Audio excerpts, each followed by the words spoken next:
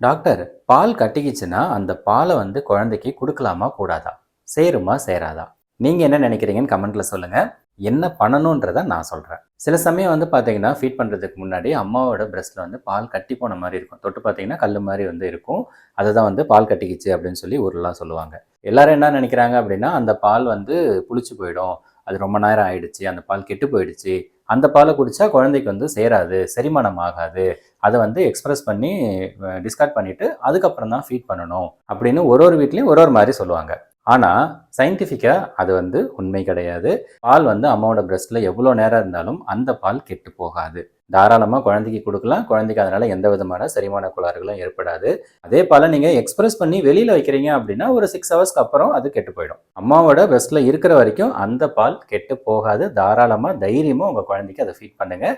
எந்த பிரச்சனையும் வராது. ஆனால் ஒரு விஷயம் மட்டும் ஞாபகம் வச்சுக்கோங்க. என்னென்னா பால் கட்டி போயிருக்கு அப்படின்னும் போது கொஞ்சம் பிரஸ்ட் ஃபுல்லாக இருக்கும். குழந்தை ஃபீடை குடிக்க ஆரம்பிக்கும் போது அந்த மில்க் ஸ்பீடாக வெளியில் வரும். ஃபாஸ்ட்டாக அந்த லெட் டவுன் இருக்கும். அப்போ சில குழந்தைங்களுக்கு அது புறையேறும். ஸோ அதை மட்டும் நீங்கள் பார்த்துக்கிட்டா போதும். மற்றபடி தாராளமாக உங்கள் குழந்தைக்கு அந்த பாலை கொடுக்கலாம்.